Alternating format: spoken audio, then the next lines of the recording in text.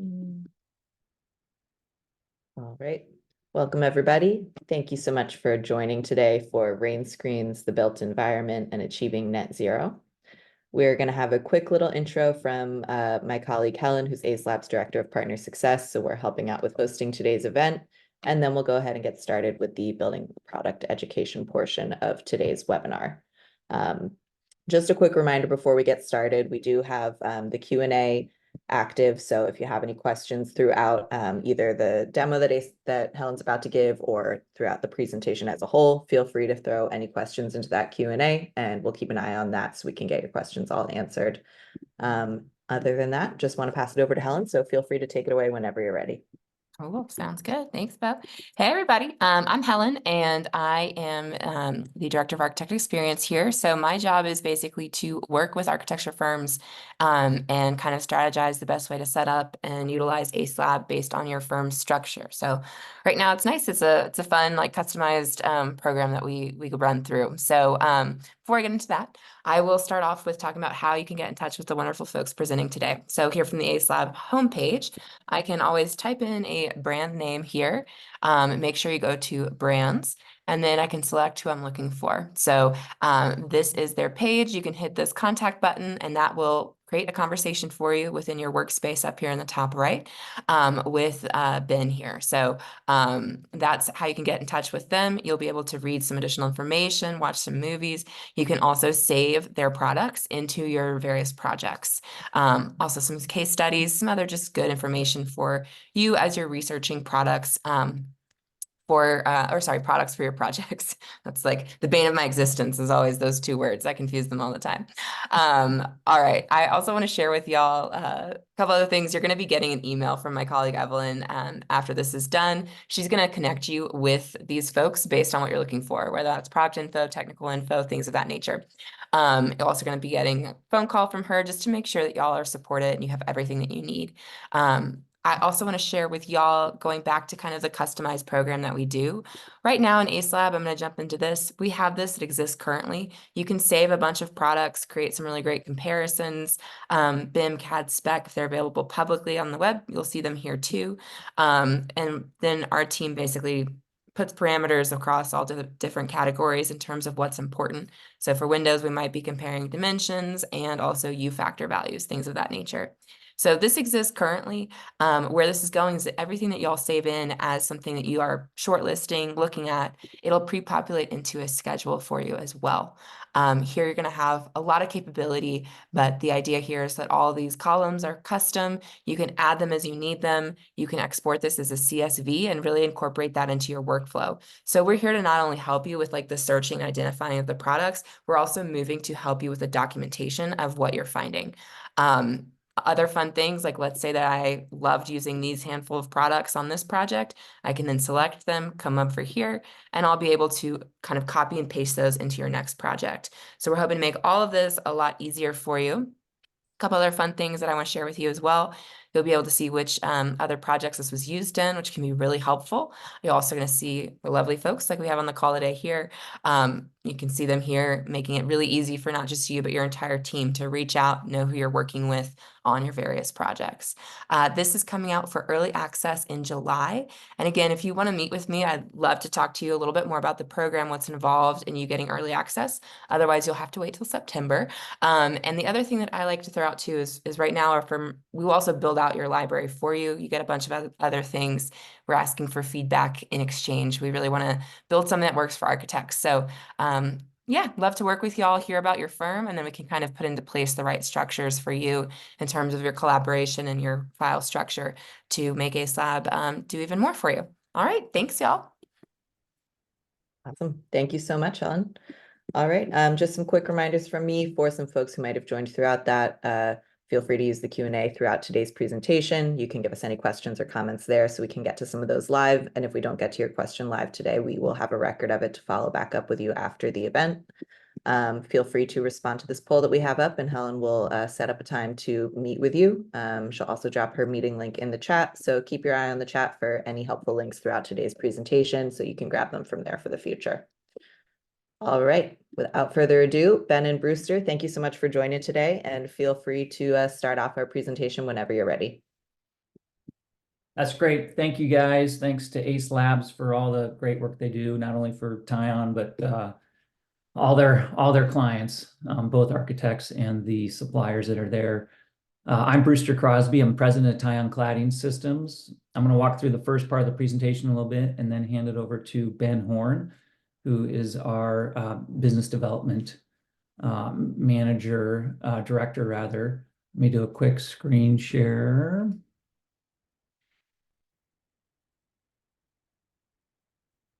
All right, hopefully everyone can see my screen okay. The goal of today's talk is to focus primarily on how Rainscreens work with achieving net zero with the existing built environment or with future building in the built environment. Tion Cladding Systems, just quickly to help frame things, is a cladding support device. And so what we do is we hold the panels to the building. We're that inner medium that puts a whole rain screen together. And what we'll talk a little bit about today is that a very good rain screen can improve energy efficiency by up to 40% when you add in water barrier and insulation and stuff. Tion is at that level where we participate at sort of the high end of the rain screen market when it comes to efficiencies and meeting all the codes and laws that are excuse me, that are changing as cities start to move towards net zero. So we'll talk a little bit more about Tion Cladding Systems at the tail end of this. But let's first talk about what is net zero and what it really means. Net zero effectively is trying to get cities, states, countries to a point where their energy consumption matches renewable energy growth. So the net effect of our built environment or living is zero emissions to the environment. And this really comes out of a lot of the policy-driven meetings and agreements that have taken place over the years, starting with the Paris Accords and other United Nations objectives that have sort of pushed down to the local level in an effort really to combat global warming. Because of the drive to reach net zero, a lot of cities have already committed to making this happen. This map shows some of the larger cities, and the list to the left shows a lot of the smaller cities that are trying to get there and how they're trying to get there, or rather when they're trying to get there. So you'll see that most of these goals are, in place to be achieved by 2040 and 2050. And to do that, it's a significant amount of work. And it forces people to look at the buildings, both existing and new buildings, in a very different way, because to achieve net zero, you've got to actually do things differently. And that's really one of the goals of the policies that are coming behind this, is to get people to think and design differently. So most of you probably already know what the built environment is because you participate and play in developing that space. But really, the built environment is any handmade or human-made structure. So we're looking at all the structures on Earth effectively that have been built by humans. If you think of an urban environment, it's all the cities, all the buildings, warehouses, infrastructure, that's the planes, the trains, cars, roads, the urban planning, so parks, public spaces, any type of other amenities that happen in a city. Then there's the artificial landscapes and design elements that help make a built environment more appealing. And then, all the underlying design and infrastructure systems that allow us to live in our urban environment. You put all that together and it creates the built environment. One of the challenges with the built environment, as we are learning, is it takes up a lot of space and a lot of energy.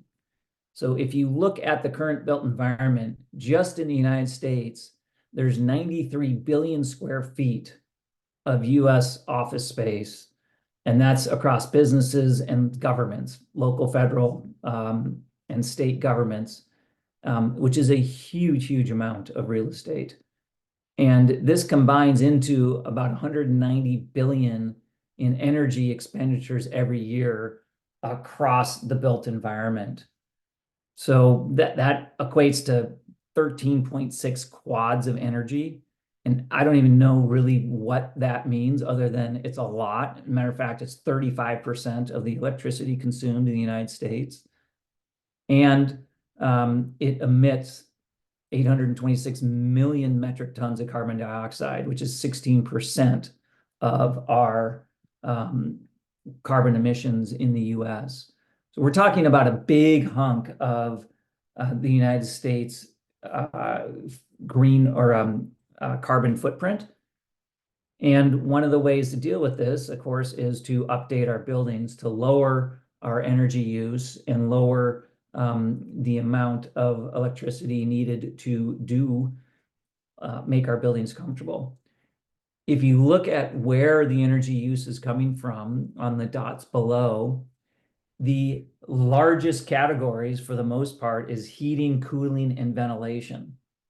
It just turns out that these large categories are exactly what Rainscreens address.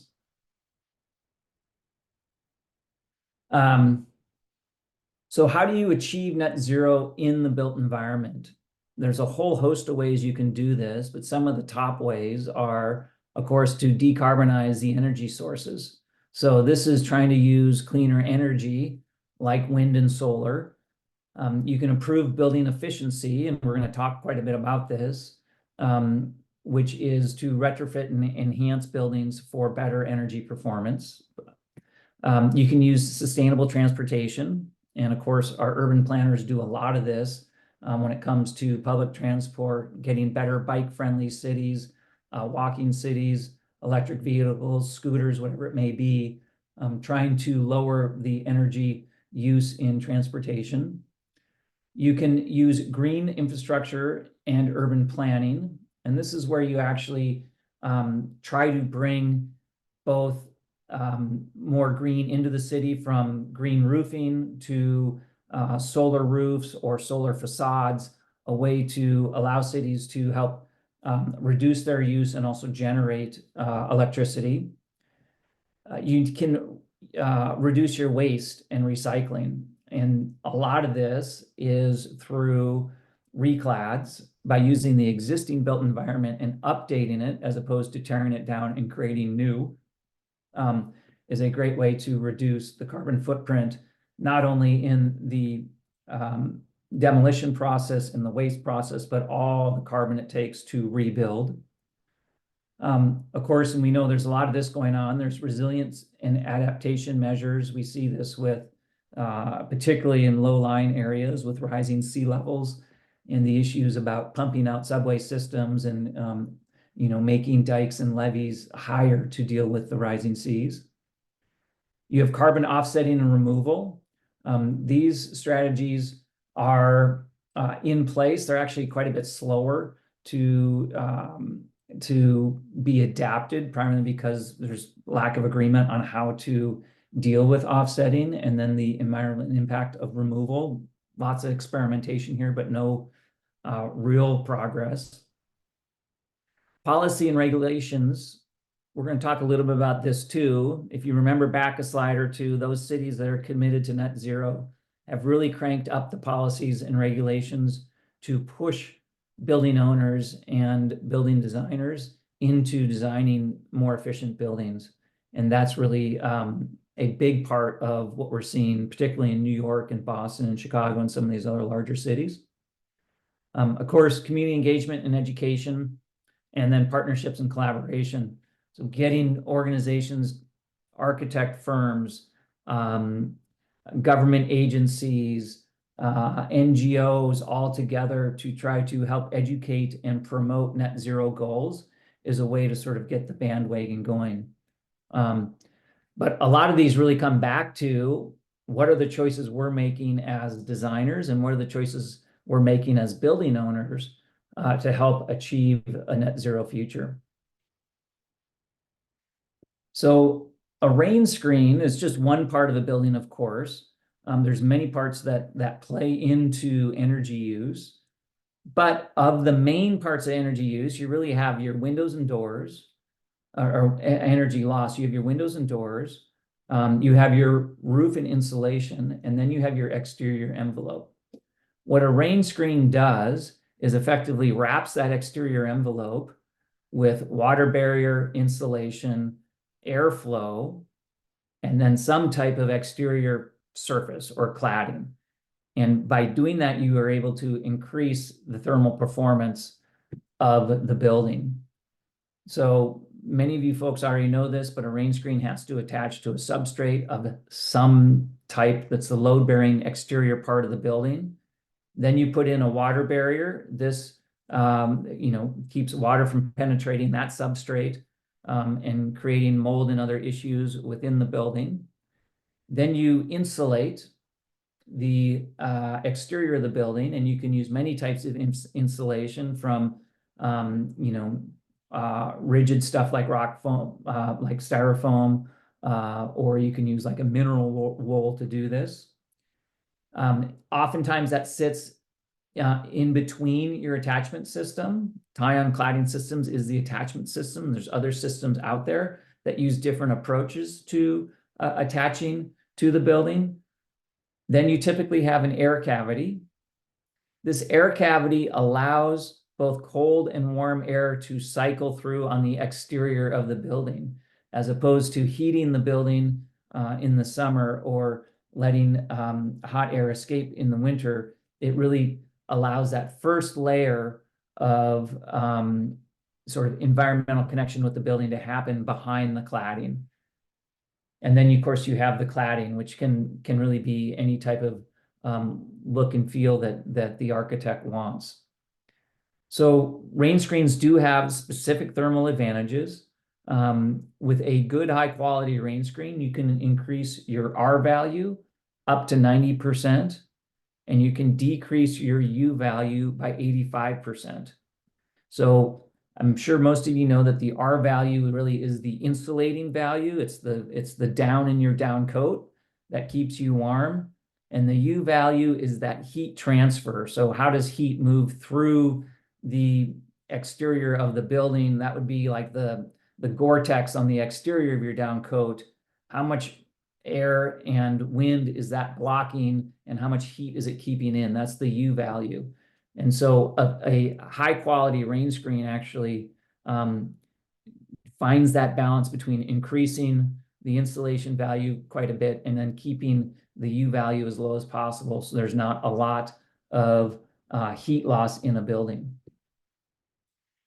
And this adds up a lot for building owners.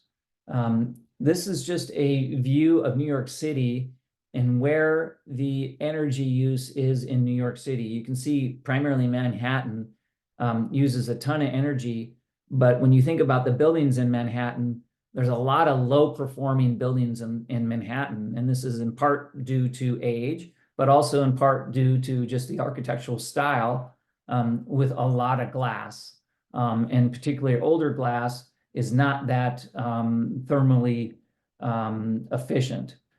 And so when you put on a high quality rain screen, like I've mentioned, you can reduce your energy bills by up to 40%. So if you just take a small building in New York and look at what would an energy savings be if you reduced it by 40%, you can actually get to be a fairly significant number on an annual basis. And so some of our analysis, we show that you can reduce energy expense by about $35,000 on a small 10,000 square foot building. We all know that rain screens give you the flexibility to have aesthetic design and other design advantages. So at Tion, we work with really any type of panel that's out there. But from an architectural standpoint, you have GFRC, you have porcelain, you have fabricated stone, you can use solar panels, whatever it is. to achieve that aesthetic look that you're really after. The cool thing about the panel world, which I know ACE Labs has had several presentations on, and most of the folks on the call probably know, the advancements in the technology behind the panel manufacturing is really bringing more and more flexibility to design and colors and how you actually can create a really cool look and feel for buildings. And that's just continues to drive forward at a pretty good pace. There's a lot of investment going in on that. As I mentioned earlier, there's millions and millions of buildings across the US and then into Canada that are already existing. And those buildings tend to be older and tend to be less energy efficient. So what do you do if you're an owner of one of those old buildings and you see these new codes coming? It doesn't really make sense to tear it down because you're not going to see any type of return in the near term, at least on that. And so you really have to look at doing a reclad or some type of update that gets your building to perform better. And Rainscreens really are ideal for a reclad. And some of the advantages of a reclad, one, as I've already mentioned, it reduces the waste to a landfill and the carbon footprint, both to demo the building, but also to rebuild the building. And if you think about all the carbon that goes into the embodied carbon that goes into new construction, you save a lot of that. A reclad provides for an updated aesthetic look. Again, it increases the insulation value and it reduces the thermal transfer value. It provides for better water barrier and moisture management, which a lot of the old buildings struggle with. And then it updates you to the new efficiency codes that are coming if they haven't already been introduced, depending on what city you're in. Facades can tend to be, some of the newer facades can be quite easy to clean and maintain and inspect. Inspections are a big deal, in New York City, and a good facade should be easy to inspect to reduce ongoing costs. And then, of course, it just saves your overall expenses as an owner, your energy expenses. So reclads really are going to be a significant step in order to hit the net zero goals. In reclads, some people are starting to play around with using solar facades or a PV facade. And not only does this allow you to get all the benefits of the energy savings with a rain screen, the 40% with all the insulation and everything, but now your exterior facade is actually generating energy. And that energy can be consumed by the building owner themselves or the tenants in the building, or actually connected back to the grid. And this is interesting because one of the challenges that we are hearing more and more about is just the grid system itself and the ability to transfer renewable energy to the places of consumption. As you know, renewable energy oftentimes is created far out in farm fields or in the ocean or in big, vast spaces where you can do large solar installs. But you have to get that energy to the sources that are pulling it, which is typically cities. And there's a lot of waste in that in itself, but it's also harder and harder as other demands come online, like electric cars, server farms, and et cetera, that are pulling that energy out of the grid before it even gets to the city. So cities are needing ways to start to generate their own electricity, and solar facades are going to be an important part of that. I've mentioned quickly about policy at the local level. Most people now have heard about the local laws that New York has put into place. The important thing about New York is, one, it's leading the United States and other large cities into building codes, using building codes to update buildings for net zero, but also just the scale of what New York's trying to do. If everyone in New York is to achieve their goals, it's over 1 million buildings that need to be updated. And the level of updates across those million buildings is going to be very different, right? Some are going to need some really small updates. Some are going to need some huge updates. But the net of this is that there's going to be a bunch of buildings that are going to need architectural and engineering review, and a ton that are going to need exterior rain screens to help increase that R value and lower that U value. And this provides a great opportunity for architects to bring in new look and feel, but also that great energy efficiency. These local laws they've all been passed, they're all in place, and they're all taking effect. One of the things to note is that these are sort of carrot and stick type laws. So as if you miss a deadline, then penalties start to accrue. And those penalties accrue steeper and steeper every year until you achieve your energy efficiency goals. So as a building owner, you really don't have a choice but to update and move forward. So from a building perspective, this is going to really require a lot of work and a lot of design work to achieve these goals, just in New York, but across all of North America. Lastly, Tion Cladding System really helps connect a lot of these dots. We've developed our system, and Ben's going to talk much more about this here after this slide, but we've developed our system to be adaptable to whatever the substrate is. We know that water penetrations is important, so we have our system designed for minimal water penetrations. We can work with any type of exterior insulation, any depths. So in some cases, you're going to use 3-inch in parts of the US, but as you get up into Canada and other environments, it may be required that you use 12 inches of exterior insulation. Our system is designed to have that flexibility. We also have designed a system that can go span 10 to 12 feet from deck to deck. So if you're thinking of reclads, it's not necessarily that you have to go back and hit every stud. You can actually hit every floor, and do a deck-to-deck system, which simplifies the external work that needs to be done. An important thing about our system too is we design it in step with the architectural designs and with the installer and panel supplier. Our system is built off-site, in a warehouse, and so when we ship it to the job site, it's effectively just you stick a custom hanger on the building, and this drastically reduces the time of installation, but also the carbon footprint of that installation, because you don't have the need to have all the equipment and labor force coming and going from the job site on a prolonged installation. So there's quite a bit of energy and cost savings there.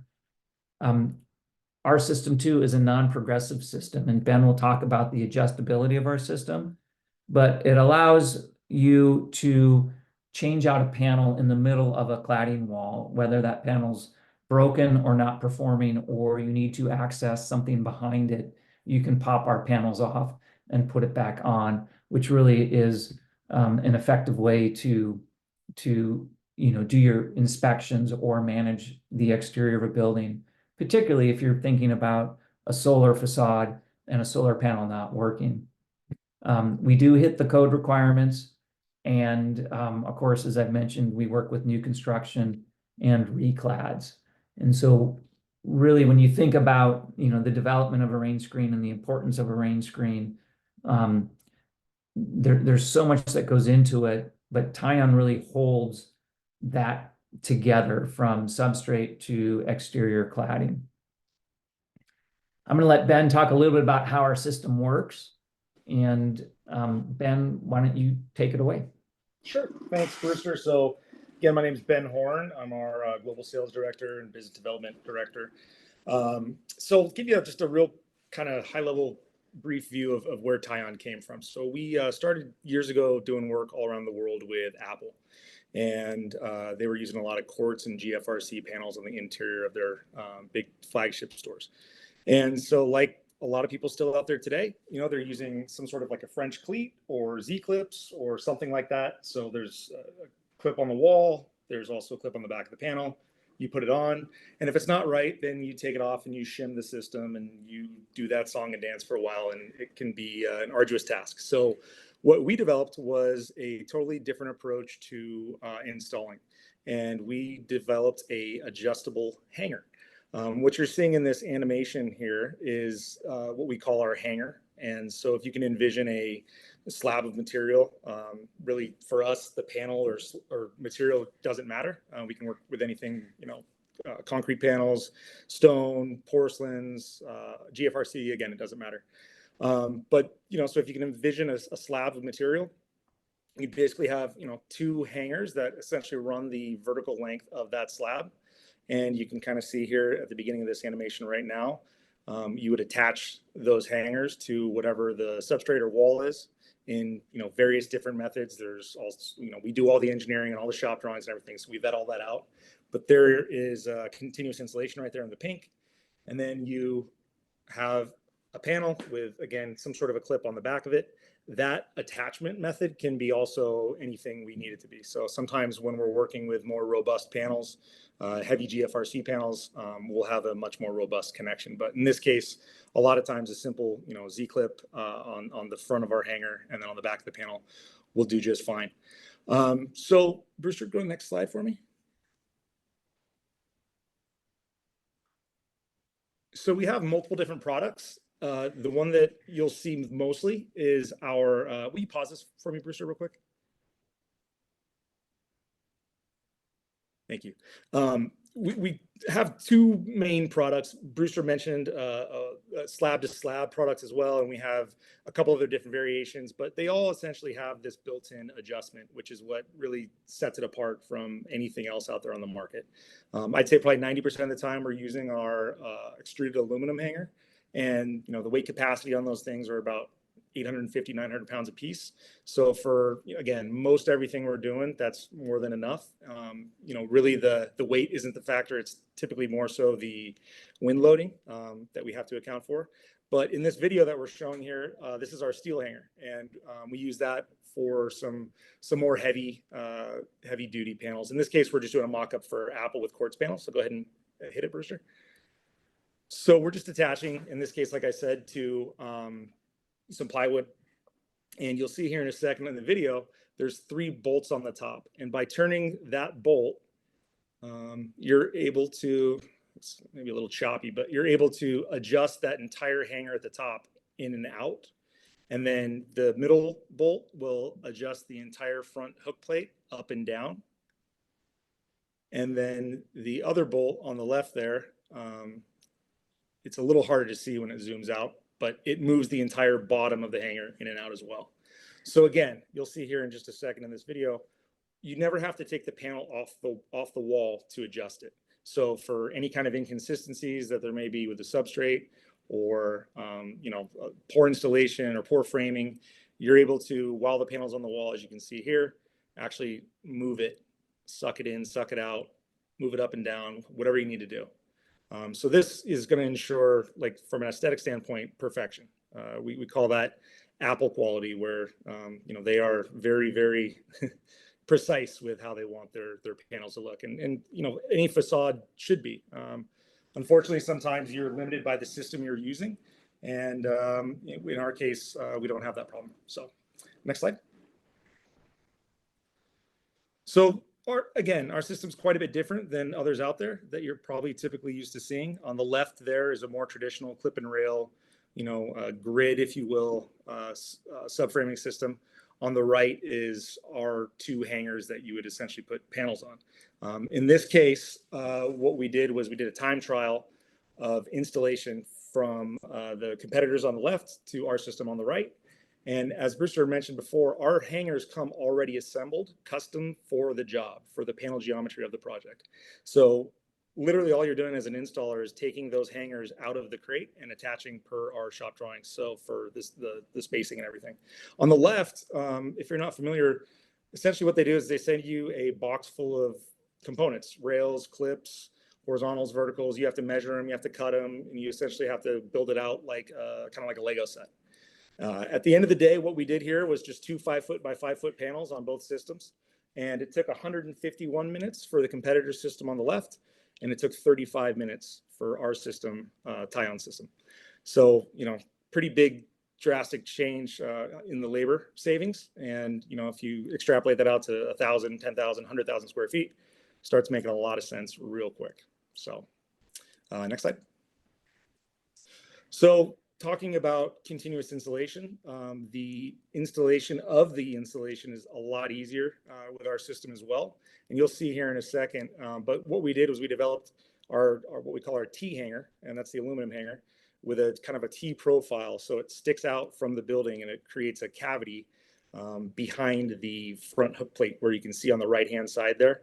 The insulation is tucked back behind the area where the panels go. So it creates that gap for the airflow. And again, if we need to have 6 inches thick or 8 inches, whatever, we have different mounting brackets that'll just push that whole piece out further to accommodate whatever kind of thickness of insulation. On the left is what you see more traditionally that you're probably out there specifying or using, and it's a much more cumbersome installation with continuous installation. So just another reason why our system goes up so much faster. Next slide. So just to give you a sense of how perfect we can get things when it comes to aesthetics and the joint lines and everything like that. This is the biggest Apple store in the world in Dubai.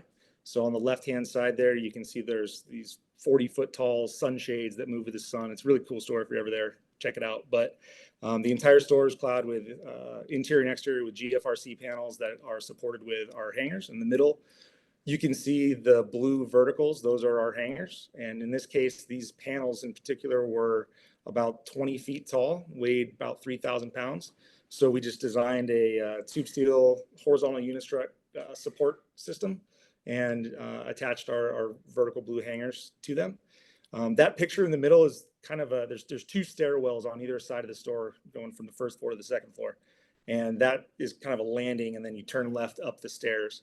But you can see the amount of manpower it takes, to get those panels in place. Using a different type of system, it's a real pain. Next slide.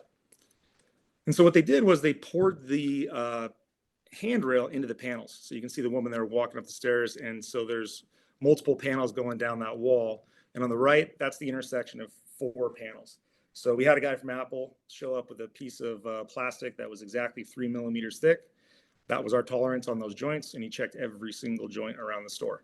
And he put a little piece of blue tape that said, hey, this lower left one has to go up 0.5 millimeter. So, if you're on with your hand on that intersection there of those 2 panels on the handrail, if it's not perfect, you're going to feel it. So we're able to get behind the wall in this case and move a 3,000-pound panel 0.5 millimeter if we need to. So again, kind of an extreme case, but just know that that's the kind of capabilities we have with our system. So next. So again, I mentioned earlier how we attach the panels to our system, to our hangers, and it can be really anything. We can use terracotta, where they have different types of clips.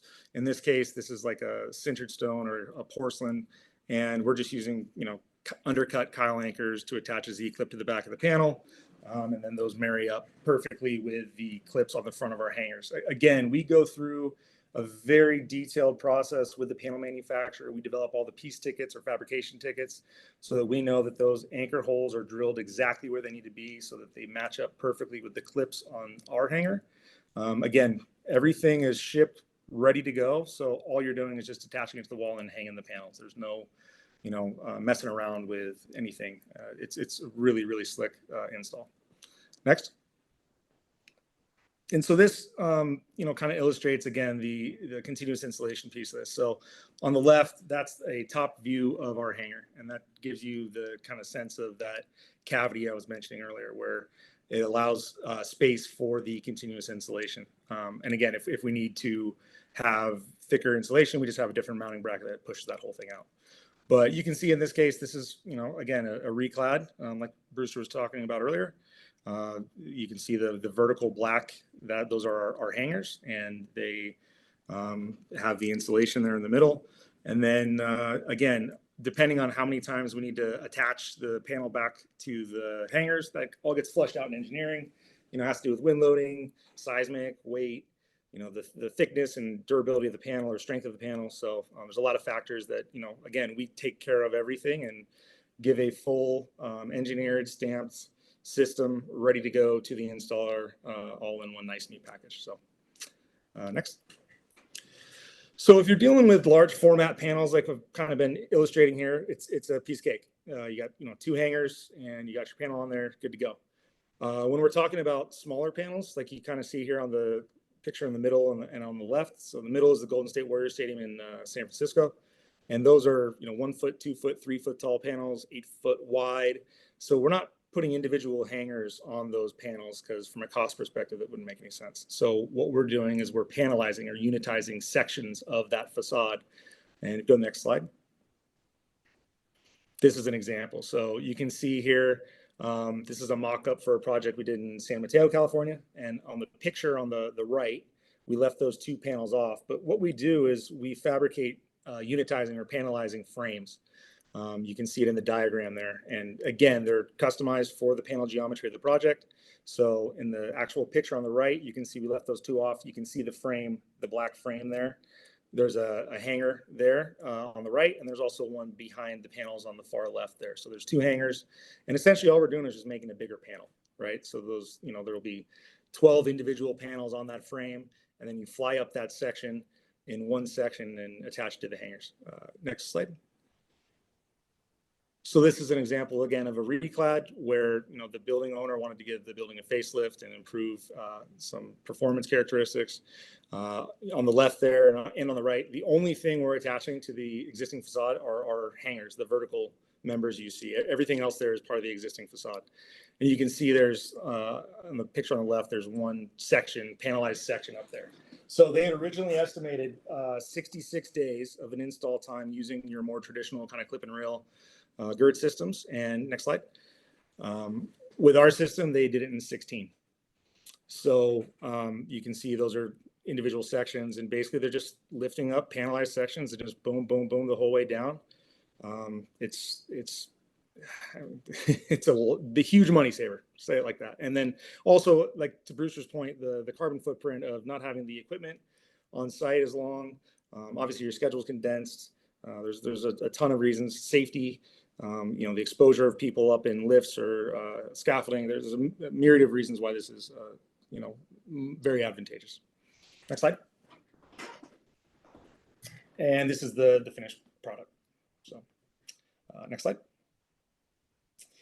And this is a couple more pictures of the Chase Center. And just to give you a sense of the, again, level of detail that we can go into with the fabrication piece tickets and making sure that everything's delivered in sequence. I mean, on the left, you can see that's the arena. That material there is neolith, and we're installing it around the entire perimeter of the arena. So not a lot of laydown area and congested. So we got to make sure that all those pieces are showing up at the right time in conjunction with our hangers in the right places. And so we manage that entire process for the installer and make sure that everything's nice and slick. So next. This is a example of some project we did in San Francisco. Won a pretty big award with Gensler on this one, which was pretty cool. Interior, exterior, our hangers can do either. So we do a lot of lobbies, stuff like that you see on the left. It's not just strictly rain screens. We're doing interior, exterior cladding. So lots of different applications. Next. And there you go. I think that'll do it. That's kind of a high level intro. There's a lot more information, if we really wanted to get into the weeds. So I am available anytime and would gladly speak to anyone with any further questions or, more details, or if you need drawings or whatever. And I'm available 24/7. All right, awesome. Thank you so much, Ben and Brewster. That was really great and educational.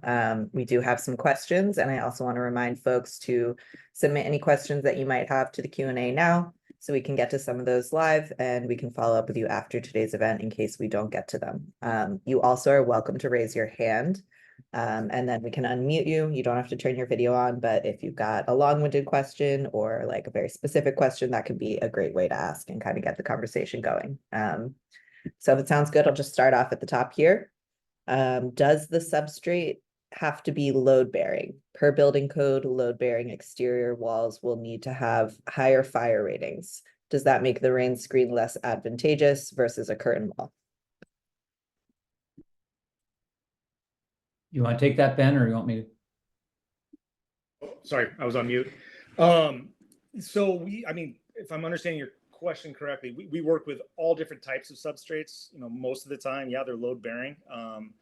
And with regard to the higher fire rating, you know, we go through that whole process with our, you know, pre-con team and engineering team to determine, you know, everything from fire rating to, you know, if we need to, you know, have some sort of a specific anodizing of the metal or powder coating, or, you know, if we're at the ocean or whatever it is. So all those types of things we take into account in the design phase. So if there's a specific wall you're talking about, I can take that offline and try to get you an answer for something specifically you're looking for. Awesome. As far as curtain wall and rains, does that make it does it make the rain screen less advantageous versus curtain wall for fire rating, if that's specifically what you're asking? I would have to probably defer to our engineers and our fire people on that. So if that's something I can, you know, get back to you on. Awesome. All right. Next up, will the slideshow be available after the presentation? I would love to point some of our clients to this, as it's a very clear explanation of our need to pursue some of these methods. For sure. Yeah, absolutely. I believe, I could be wrong, but I think this presentation is on our page. And if not, we can add it for sure. There's a lot of information in it. And again, for the specifics of the product, because it is quite a bit different, there's some education for our system. If you want me to be a part of any type of presentation to give to any of your clients, I'm more than happy to do so. Yeah. Yeah, I think, you know, workshops can be really helpful for clients to kind of gain a better understanding. And while we're here and seeing if there are any further questions, I'll actually show everyone real quick how you can access recordings of this presentation on Acelab, and recap for anyone who might have missed the beginning of the webinar, how to get in touch with these guys after today's webinar. If you have follow-up questions, you want to talk about scheduling a session for your firm or for your clients. So you can use the search bar to type in the name of any manufacturer, head over to their page on Acelab. You can get in touch directly with Ben and Brewster by clicking this button. Scrolling down here, got some installation videos, some more information about their products. You can save and explore their products right from this page, view some case study projects as well. So this is a great place to come and get some additional information. And then if you're looking for past webinar recordings, so we have done this presentation in the past, so we have a version of it on our website already, and then we'll be uploading this version as well, usually a few days after the end of an event. So if you're looking to go back and rewatch any of our previous recordings, you can head over to this resources and education tab. Got a bunch of helpful stuff over here. You can head over to webinars. And this is going to bring us to a page where we can see all of our previous webinar recordings, as well as some other articles about what's new at Acelab. You can jump into any one of these pages to view a previous recording of a webinar. So once today's session is finished in a few days, that'll be right at the front here. And then you can just jump down here, watch the recording. There's also a button to learn some more and get in touch with the folks who present those webinars here as well. So if anybody's interested in, watching the recording, showing that to your clients, this is a great place to come. I'll throw a link in the chat to our webinar page as well, so y'all can grab that before we head out for today. All right, looks like we do have another question that came in. Oh, just a thank you. Awesome. So we'll hang on for another moment or so, see if there are any other questions. But thank you, Corin, for joining today. I'm glad that you found today's content helpful. And right now in the chat, I'm sharing a link to that webinar page where you can go back and watch some of the previous recordings. There are a few other helpful links in the chat, including Tion Cladding Systems page on Acelab. So be sure to grab that along with Helen's meeting link or any other links that we threw in there that might be helpful for you before we jump off for today.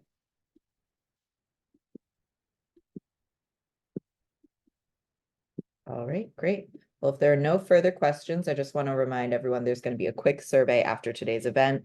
You can throw in any additional questions there, as well as also just give us some feedback on, if this was relevant to you. Super helpful for us to keep, tailoring our content, bringing you content that's relevant to your projects and your practice areas.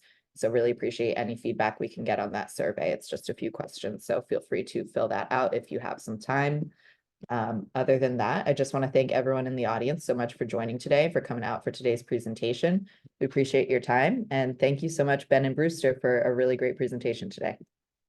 Thank you, Bo. Thank you, Acelabs. Thanks for everyone who attended.